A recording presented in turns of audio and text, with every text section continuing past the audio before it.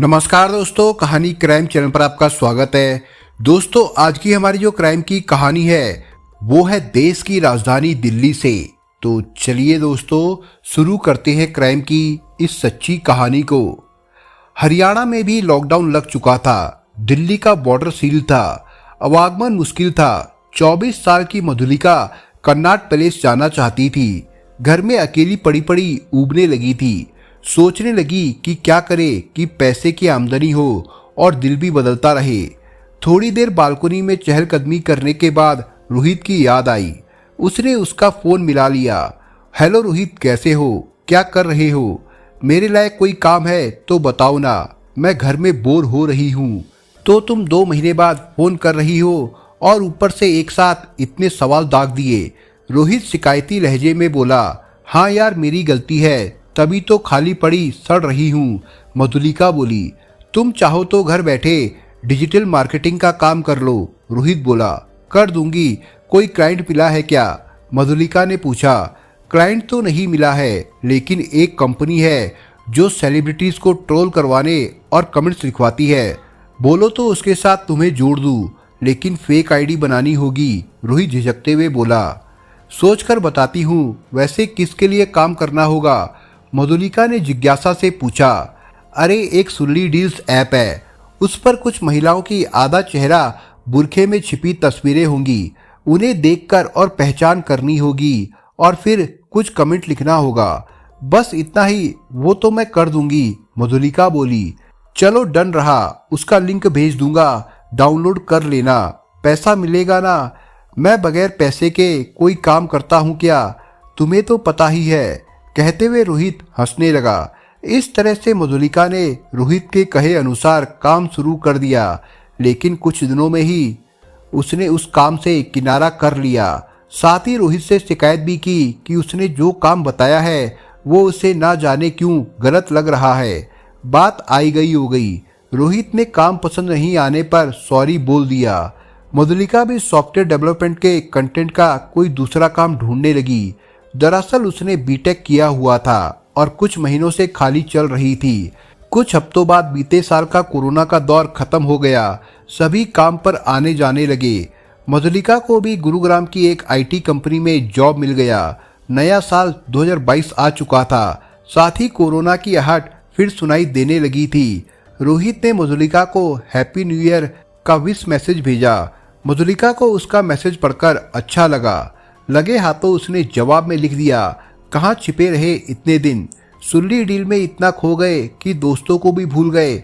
माना कि हम फेसबुक फ्रेंड है, लेकिन है तो फ्रेंड। मैसेज पढ़कर रोहित ने तुरंत कॉल किया।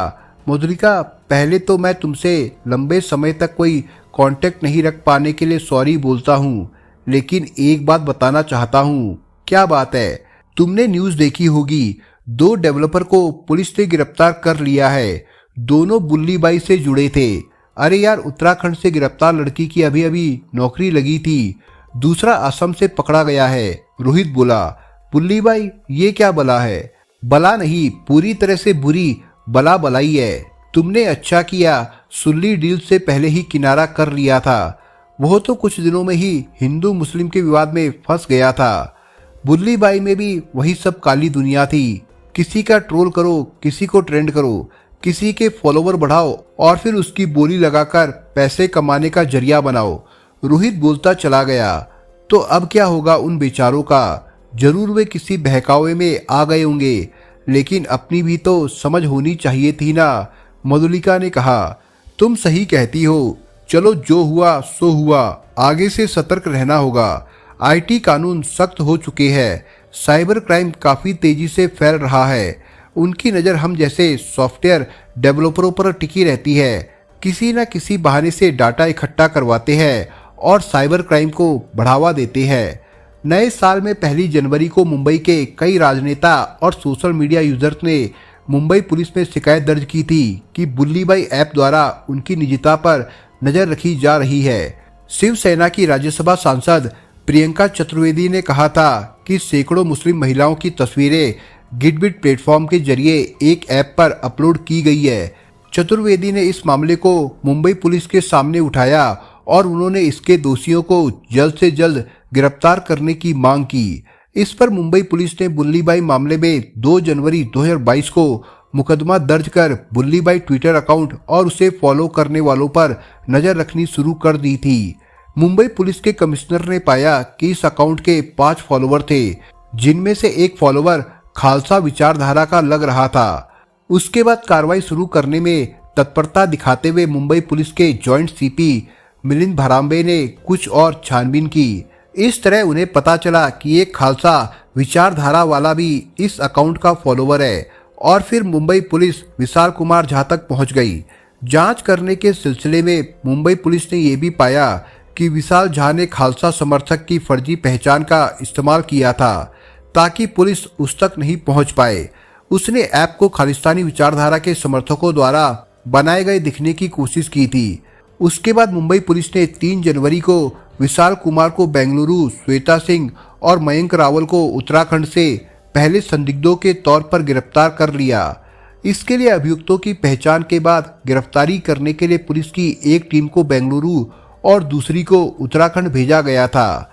उनकी गिरफ्तारी में मुंबई पुलिस के इंस्पेक्टर और सब इंस्पेक्टर की भूमिका सराहनीय कही जाने लगी, क्योंकि ये गिरफ्तारियां महज 24 घंटे के भीतर ही हो गई थी। गिरफ्तार तीनों युवाओं में से 2 का सीधा संबंध उत्तराखंड से था। इनमें एक पौड़ी जिले के कोटद्वार कस्बे के रहने वाले किंतु फिलहाल जम्मू में तैनात फौज के एक सूबेदार का 21 साल का बेटा मयंक रावत है। वो दिल्ली यूनिवर्सिटी से केमिस्ट्री ऑनर्स कर रहा है, जबकि दूसरा आरोपी रुद्रपुर की रहने वाली 18 साल की 12वीं पास श्वेता सिंह इंजीनियरिंग की तैयारी कर रही है। पुलिस इन दोनों को बुल्लीबाई ऐप का मास्टरमाइंड बता रही है। इस मामले में मुंबई के अलावा दिल्ली में भी प्राथमिकी दर्ज की गई है। साथ ही केंद्र सरकार से इस ऐप को बनाने वाले के खिलाफ सख्त कार्रवाई की मांग की गई। गिरफ्तार आरोपियों में सबसे कम उम्र की श्वेता सिंह है। वो मध्यम वर्गीय परिवार से है। उसकी मां का 10 साल पहले निधन हो चुका है, जबकि उसके पिता पिछले साल कोरोना के शिकार हो गए थे। परिवार में उसकी एक बड़ी बहन और एक छोटी बहन के अलावा एक छोटा भाई भी है। उसकी गिरफ्तारी से पहले बुल्लीबाई ऐप के मुख्य क्रिएटर को दिल्ली पुलिस स्पेशल की IFSO यूनिट ने असम से नीरज बिश्नोई को गिरफ्तार कर लिया। नीरज ही बुल्लीबाई ऐप का मास्टरमाइंड है। उसने ही गिटपिट पर बुल्लीबाई ऐप को बनाया था। इसके बाद इसे प्रमोट करने के लिए ट्विटर पर बुल्लीबाई _ नाम से ट्विटर अकाउंट बनाया। बाद में इसे सोशल मीडिया पर ज़्यादा से ज़्यादा शेयर कर दिया। पुलिस ने इसकी पुष्टि उससे बरामद मोबाइल और लैपटॉप से की। नीरज की गिरफ्तारी दिल्ली और असम पुलिस की मदद से संभव हो पाई। दिल्ली पुलिस इस मामले में कोऑर्डिनेट कर रही है। दिल्ली पुलिस की टीम असम पहुंची और असम पुलिस के साथ मिलकर 12 घंटे के ऑपरेशन में नीरज को हिरासत में ले लिया था। जोराहाट निवासी नीरज बिश्नोई भोपाल में पढ़ता है। उसे जोराहाट से दिल्ली लाया गया। भोपाल में एक स्थानीय पुलिस के अनुसार नीरज मध्य प्रदेश की राजधानी भोपाल के VIT कॉलेज का स्टूडेंट है। कॉलेज से 100 किलोमीटर दूर स्थित सीहोर जिले में रहता है। कॉलेज प्रबंधन के अनुसार कोरोना महामारी के कारण लगे लॉकडाउन के चलते वो अब तक ऑनलाइन कक्षाएं ही लेता रहा है। मामले की जांच में कई जानकारियां सामने आई है, जिसमें सभी आरोपियों की भूमिका अलग अलग थी। इनमें मयंक अन्य आरोपियों के संपर्क में था और उन्हीं की तरह उसके पास भी कई सोशल मीडिया हैंडल थे। आरोपी कथित तौर पर अश्लील सामग्री पोस्ट करने के लिए कई ट्विटर अकाउंट संभाल रहे थे। पुलिस का कहना है कि इस नफरती ऐप को चलाने का दिमाग श्वेता सिंह का था। जांच में खुलासा हुआ कि श्वेता सिंह बुल्लीबाई और 3 अन्य ऐप्स को चला रही थी। सानिया समेत दर्जनों मुस्लिम औरतों की तस्वीरों को उनकी सहमति के बगैर इसी साल जनवरी में बुल्लीबाई और जुलाई 2021 में सुल्ली डील्स नाम से बनाए गए मोबाइल ऐप्स इस्तेमाल कर उनकी नीलामी की गई थी। इसकी व्यापक आलोचना होने के बाद ही 4 लोगों की गिरफ्तारी हुई है। सानिया को इस मामले में काफ़ी पीड़ा झेलनी पड़ी थी। उन्होंने इस बारे में BBC को बताया कि सुल्ली बुल्ली तो बाद में हुआ। नवंबर 2020 में कुछ ऐसे अकाउंट्स थे जिसमें उनके चेहरे को नंगी तस्वीरों पर मॉर्फ कर ट्विटर पर डाल दिया गया था। उन्होंने ये भी बताया कि उनकी हमनाम पत्रकार दोस्त की तस्वीर के साथ ट्विटर पर डालकर पूछा गया, अपने हरम के लिए कौन सी सानिया पसंद करोगे। इस पोस्ट पर 100 लोगों ने वोट भी दिए थे। फिर वे डायरेक्ट मैसेज पर ग्रुप्स बनाकर उनके साथ यौन संबंध बनाने, गंदी हरकतें करने पर डिस्कशन करने लगे थे। उल्लेखनीय है कि मुंबई में टीवी धारावाहिकों के लिए स्क्रीन प्ले लिखने वाली सानिया ट्विटर पर काफी मुख्य रहने वाली लेखिका है। वो अपनी हर राय को बेझिझक रखती रही है। उनका कहना है वो खास विचारधारा रखने वालों के द्वारा सेक्सुअल हैरेस हुई है। हालांकि उन्होंने ये भी बताया कि कई बार तो वो बेहद गंदी ट्रोलिंग को नज़रअंदाज करती रही, लेकिन जब इसे लेकर कुछ अकाउंट से शिकायतें की गई तो अपनी गलती मानने और माफ़ी मांगने के बजाय बदले की भावना से और पीछे पड़ गए। उन्होंने बताया कि मैं अपने दोस्त सानिया के साथ मिलकर वैसे अकाउंट्स को रिपोर्ट करते रहे और वे बंद भी होते रहे, लेकिन फिर नए बना लिए जाते थे। ये सिलसिला रुकने का नाम ही नहीं ले रहा था।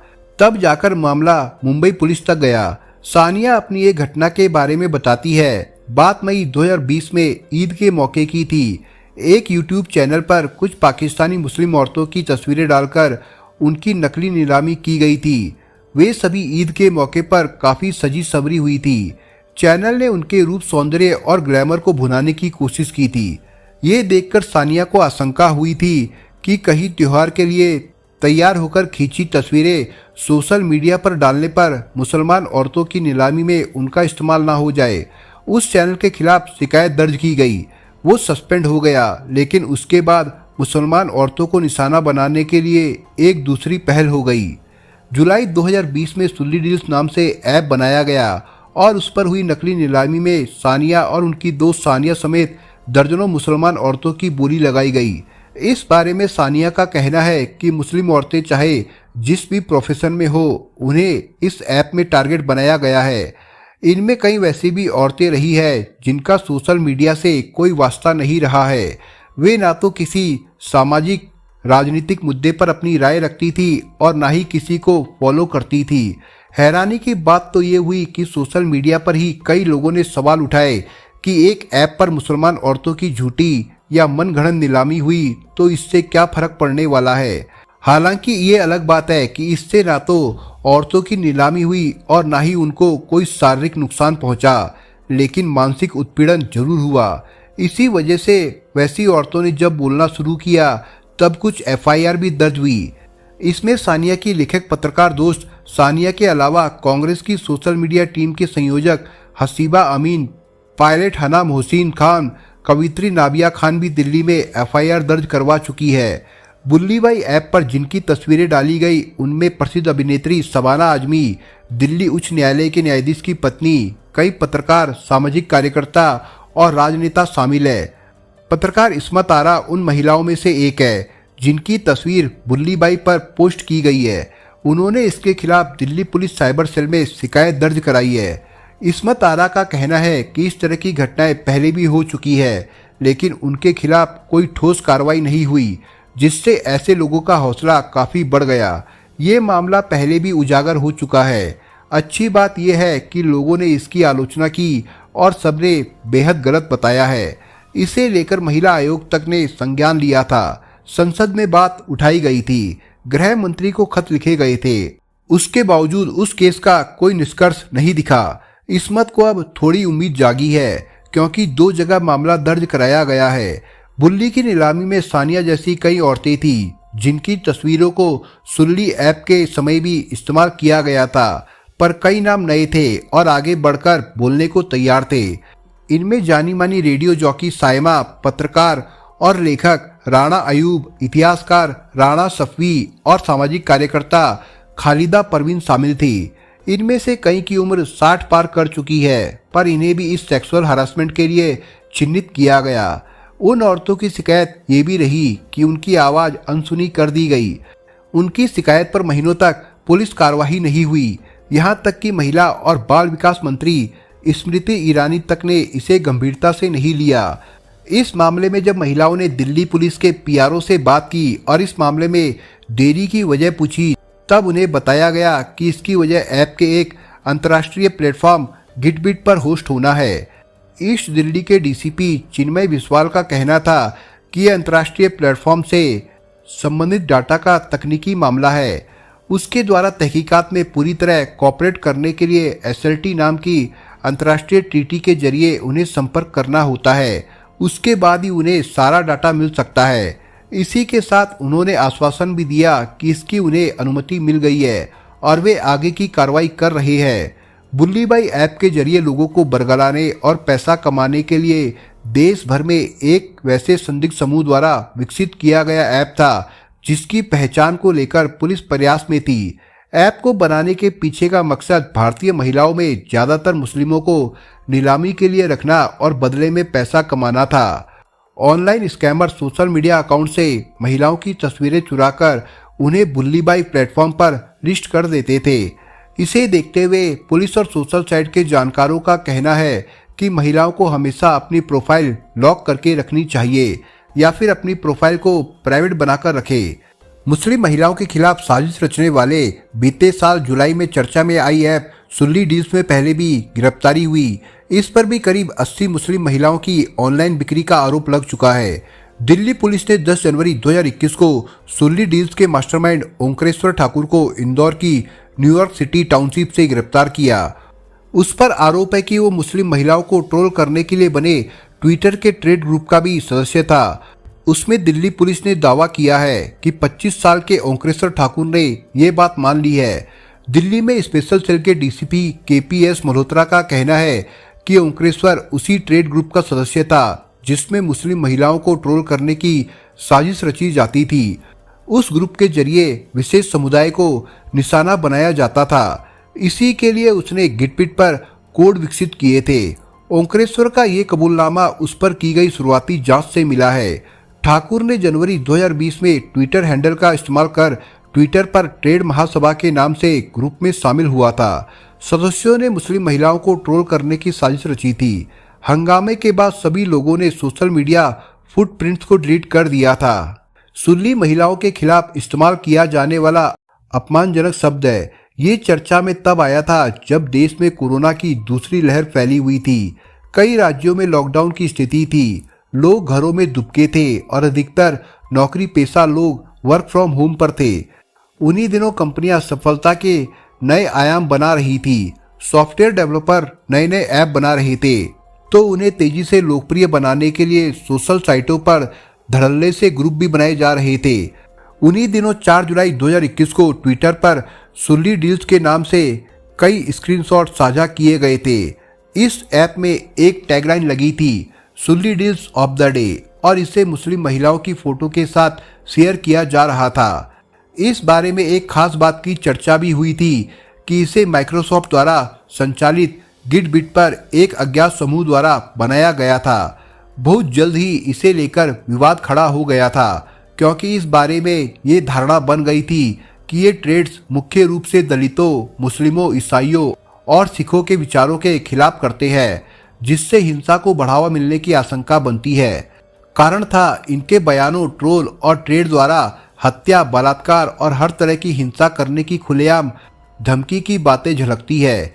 ये राजनीतिक दलों की विचारधाराओं पर कड़वी टिप्पणी करते हैं, उनके नेताओं पर कटाक्ष करते हैं, उन पर अपने विचारों को थोपने के लिए मजबूर करते हैं। आलोचना करते समय भाजपा, कांग्रेस समेत लेफ्ट पार्टियों को निशाना बनाते हुए प्रधानमंत्री नरेंद्र मोदी तक को नहीं छोड़ते हैं। अधिकतर इस्तेमाल किए जाने वाले ऐप गूगल के प्ले स्टोर पर उपलब्ध है, लेकिन बुल्ली बाई और सुल्ली डील्स होस्टिंग प्लेटफॉर्म गिटबिट पर बने हैं। इस पर मालिकाना हक अमेरिकी कंपनी माइक्रोसॉफ्ट का है, जिसे उसने 2018 में खरीदा था। यहाँ ओपन सोर्स कोड का भंडार रहता है। ये फेसबुक, ट्विटर और इंस्टाग्राम की तरह ही एक सोशल मीडिया प्लेटफॉर्म है। इस पर बने बुल्ली बाई और सुल्ली डील्स भारत में लोगों के गुस्से के शिकार हो गए हैं, कारण इन पर औरतों को निशाना बनाया गया। यहाँ तक कि एक खास समुदाय की लड़कियों और महिलाओं की निजी बातें, पहनावे, दिखावे, बेबाक बातें आदि के साथ छेड़छाड़ कर उनकी बोली तक लगा दी गई। उनकी बोली लगाकर पैसा कमाने का जरिया बना दिया गया। दरअसल इन दोनों ऐप्स पर मुस्लिम महिलाओं की फोटो डालकर शेयर किया जाता था और उस पर बोली लगाने के लिए कहा जाता था। डिजिटल प्लेटफॉर्म का इस्तेमाल बढ़ने के साथ साथ इसकी मांग भी बढ़ती चली गई। ये यूजर्स अपने सोर्स प्रोजेक्ट को होस्ट करते हैं, साथ ही इसमें दूसरे सॉफ्टवेयर के प्रोग्राम्स को सॉफ्टवेयर इंप्रूव करने में मदद मिलती है। इसके बारे में महत्वपूर्ण बात यह है कि यहाँ कोई भी आसानी से फ्री में अकाउंट बना सकता है। उल्लेखनीय है कि ऐप बनाना आसान है, लेकिन इस तरह के ऐप्स पर धार्मिक उन्माद फैलाना, आपराधिक कृत्य करना कानून के दायरे में आता है। ये आईटी एक्ट और क्रिमिनल लॉ एक्ट 2013 के अंतर्गत आता है। इसमें दोषी पाए जाने पर 66C, 66E, 67, 67A के अंतर्गत जेल भेजा जा सकता है। सूचना मंत्री अश्विनी वैष्णव के अनुसार बुल्लीबाई ऐप यूजर को गिटबिट द्वारा ब्लॉक कर दिया गया है। पुलिस मामले की जांच कर रही है। उन्होंने बताया कि गिटबिट की ओर से यूजर्स को ऐप ब्लॉक करने की सूचना दे दी गई है। दोस्तों, इस कहानी के बारे में आपके विचार क्या है, हमें कमेंट बॉक्स में जरूर बताएं। और दोस्तों, अगर आपको हमारा काम पसंद आया हो तो वीडियो को लाइक शेयर जरूर करिए। और अगर आपने अभी तक चैनल को सब्सक्राइब नहीं किया हो तो जाने से पहले चैनल को सब्सक्राइब जरूर करिए। दोस्तों, धन्यवाद।